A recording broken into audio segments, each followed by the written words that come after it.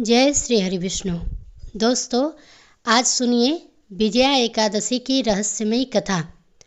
बहुत समय पहले की बात है, जब इंसान के जीवन में दुख, हार और संघर्ष का अंधेरा छा जाता है, तब एक छोटी सी आस्था की रोशनी भी उसे विजय दिला सकती है। आज मैं आपको विजया एकादशी की एक ऐसी कहानी सुनाने जा रही हूँ, जो सिर्फ एक व्रत की कथा नहीं, बल्कि जीवन में हार को जीत में बदलने की शक्ति का रहस्य है। उत्तर भारत के एक छोटे से गांव में एक निर्धन ब्राह्मण रहता था। उसका नाम था धर्मदत्त। धर्मदत्त बहुत ही सच्चा और धर्मपरायण व्यक्ति था, लेकिन उसके जीवन में दुखों का पहाड़ टूट पड़ा। उसकी खेती बर्बाद हो चुकी थी, घर में अन्न नहीं था और सबसे बड़ी बात, उसकी पत्नी बहुत ही बीमार रहने लगी थी। दिन रात मेहनत करने के बाद भी घर में सुख नहीं था। एक दिन धर्मदत्त ने रोते हुए कहा, हे भगवान, मैंने कौन सा पाप किया है जो मेरा जीवन इतना दुखों से भर गया है। उसकी पत्नी ने धीमी आवाज़ में कहा, स्वामी, अब मुझे लगने लगा है कि हम यह जीवन हार चुके हैं। यह सुनकर देवदत्त का दिल टूट गया। उसी रात गांव के बाहर से एक साधु महाराज आए। उनका तेज देखकर ऐसा लग रहा था जैसे स्वयं कोई देवता धरती पर उतर आए हों। साधु गांव के मंदिर में ठहरे। सुबह गांव वाले ने उन्हें प्रणाम करने गए। धर्मदत्त भी पहुंचा। वह साधु के चरणों में गिर पड़ा और बोला, महाराज, मेरा जीवन दुखों से भर गया है, कृपया करके कोई उपाय बताइए। साधु ने शांत होकर कहा, वत्स, तुम्हारे जीवन में दुख इसलिए है क्योंकि तुमने कभी भी अपने भाग्य को बदलने वाला व्रत नहीं किया। धर्मदत्त ने पूछा, महाराज, कौन सा व्रत?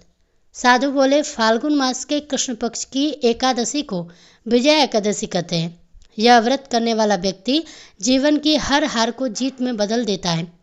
धर्मदत्त चौंक गया। उसने कहा, महाराज, क्या एक व्रत से मेरा भाग्य बदल सकता है? साधु मुस्कुराए। यह व्रत केवल भोजन त्याज्य नहीं, यह आत्मा की शक्ति जागृत करने का दिन है। साधु ने कहा, विजया एकादशी का नाम ही विजय देने वाला है।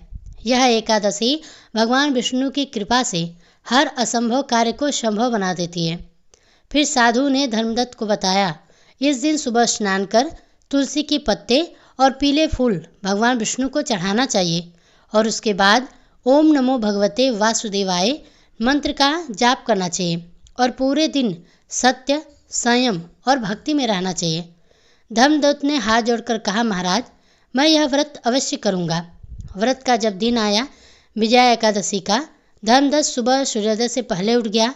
उसने नदी में स्नान किया, फिर घर आकर मंदिर में दीपक जलाया, तुलसी पत्र, पीले फूल और पंचामृत से भगवान विष्णु की पूजा की। उसने पूरे दिन व्रत रखा। पत्नी भी बहुत कमज़ोर थी, फिर भी उसने भगवान का नाम लिया। घर में अन्न नहीं था, लेकिन उस दिन दोनों के चेहरे पर एक अलग सी शांति थी। रात को जागरण करते हुए धर्मदत्त ने कहा, हे भगवान विष्णु, अगर मेरी भक्ति सच्ची है तो मेरे जीवन को विजय दे दीजिए। रात के तीसरे पहर अचानक घर में एक तेज प्रकाश फैल गया। धर्मदत्त घबरा गया। उसने देखा घर के आंगन में एक दिव्य पुरुष खड़े हैं। उनके शरीर से सोने जैसी आभा निकल रही है। धर्मदत्त काँप गया। वह बोला, आप कौन हैं? दिव्य पुरुष बोले, मैं भगवान विष्णु का सेवक हूँ। तुमने विजया एकादशी का व्रत श्रद्धा से किया है, इसलिए मैं तुम्हें वरदान देने आया हूँ। धर्मदत्त की आंखों से आंसू बहने लगे। वह बोला, महाराज, मेरे घर में सुख शांति लौटा दीजिए।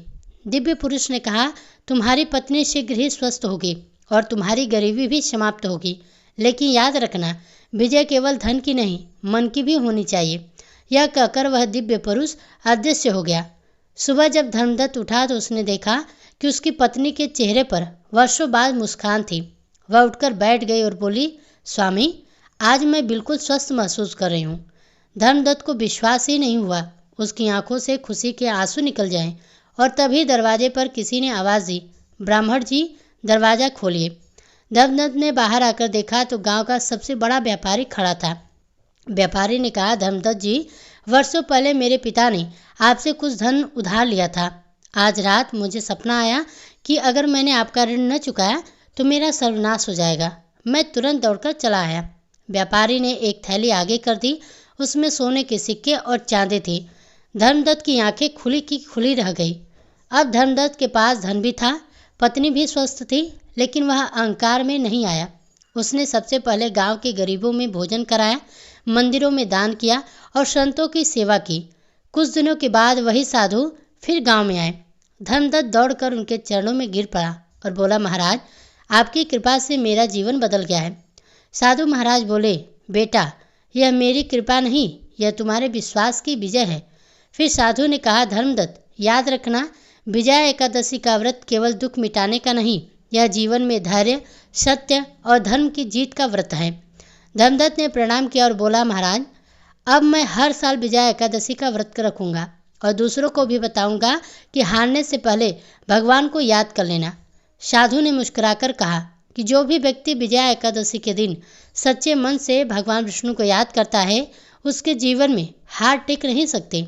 इतना कहकर साधु महाराज धीरे धीरे मंदिर के बाहर चले गए और धर्मदत्त के जीवन में सचमुच विजय का सूर्य उग चुका था। तो दोस्तों, विजया एकादशी हमें यही सिखाती है कि अगर जीवन में संकटों का अंधेरा हो तो भी एक दीप जलाकर भगवान का नाम ले लो, क्योंकि जब भगवान विष्णु कृपा करते हैं तो गरीबी भी अमीर बन जाती है, बीमारी भी ठीक हो जाती है और सबसे बड़ी बात, मन की हार भी विजय बन जाती है। अगर आपको यह कहानी अच्छी लगी हो तो वीडियो को लाइक जरूर करें, साथ ही कमेंट में लिखें ओम नमो भगवते वासुदेवाय नमः, ताकि आपके जीवन में भी विजय का आशीर्वाद बना रहे। एक समय की बात है, धर्मराज युधिष्ठिर ने भगवान श्री कृष्ण के चरणों में नतमस्तक होकर विनम्रता से पूछा कि हे जनार्दन, फाल्गुन मास के कृष्ण पक्ष की एकादशी का क्या नाम है? इस व्रत को करने की क्या विधि है और इसका क्या फल प्राप्त होता है? कृपया मुझ पर कृपा करके विस्तार पूर्वक बताइए। भगवान श्री कृष्ण मुस्कुराए और बोले, हे राजन, फाल्गुन मास के कृष्ण पक्ष की एकादशी का नाम विजया एकादशी है। यह व्रत सभी व्रतों में अत्यंत ही श्रेष्ठ और दुर्लभ है।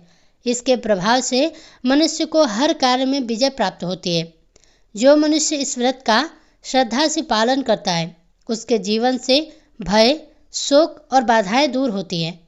भगवान ने आगे कहा, हे युधिष्ठिर, विजया एकादशी का महात्म्य सुनने या पढ़ने से मनुष्य के पुराने और नए दोनों प्रकार के पाप नष्ट हो जाते हैं। भगवान श्री कृष्ण ने कथा को आगे बढ़ाते हुए कहा, एक समय देवर्षि नारद ब्रह्मलोक पहुँचे और जगत पिता ब्रह्मा जी से बोले, हे पितामह, आप कृपा करके मुझे फाल्गुन मास के कृष्ण पक्ष की एकादशी का विधान बताइए। इस व्रत का क्या रहस्य है? तब ब्रह्मा जी बोले, हे नारद, विजया एकादशी का व्रत अत्यंत ही गोपनीय और दुर्लभ है। यह व्रत मनुष्य को संसार और परलोक दोनों में विजय प्रदान करता है। आज तक मैंने यह विधि बहुत ही कम लोगों को बताई है। ब्रह्मा जी ने कहा, हे नारद, अब मैं तुम्हें त्रेता युग की एक पावन कथा को सुनाता हूँ, जिससे विजया एकादशी की महिमा स्पष्ट होती है। त्रेता युग में मर्यादा पुरुषोत्तम श्री राम को 14 वर्षों का वनवास प्राप्त हुआ। वे माता सीता और भाई लक्ष्मण के साथ पंचवटी में निवास करने लगे। उसी समय लंकापति रावण ने छल पूर्वक माता सीता का हरण कर लिया। सीता वियोग में श्री राम और लक्ष्मण अत्यंत ही व्याकुल हो उठे। सीता जी की खोज करते हुए वे वन वन भटकते रहे। मार्ग में उन्हें घायल अवस्था में जटायु मिले, जिनके अंतिम सांसों में रावण द्वारा ही सीता हरण का पूरा वृत्तांत सुनाया गया और श्री राम का नाम लेते हुए प्राण त्याग दिए गए। आगे चलकर श्री राम की मित्रता सुग्रीव से हुई। बाली का वध हुआ और वानर सेना संगठित हुई। हनुमान जी लंका पहुँचे, अशोक वाटिका में माता सीता को देखा और उन्हें श्री राम का संदेश दिया और लौटकर पूरी बात श्री राम को बताई। इसके बाद श्री राम वानर सेना सहित समुद्र तट पर पहुँचे। अगाध भयानक समुद्र को देखकर श्री राम चिंतन में पड़ गए और बोले, हे लक्ष्मण, इस अथाह समुद्र को हम किस प्रकार पार करेंगे? लक्ष्मण जी बोले, हे प्रभु, यहाँ से कुछ दूरी पर एक महान तपस्वी ऋषि निवास करते हैं। आप उनके पास चलिए, वे अवश्य ही कोई उपाय बताएंगे। श्री राम ऋषि के आश्रम पहुँचे। उन्होंने प्रणाम किया और अपनी समस्या बताई। ऋषि बोले, हे राम, यदि आप फाल्गुन मास के कृष्ण पक्ष की विजया एकादशी का विधि पूर्वक व्रत करें तो आपकी विजय सुनिश्चित है और समुद्र पार भी हो जाएगा। ऋषि ने व्रत की विधि बताई। दशमी के दिन स्वर्ण, चांदी, तांबा या मिट्टी का घड़ा लें, उसमें शुद्ध जल भरें और 5 पल्लव डालें।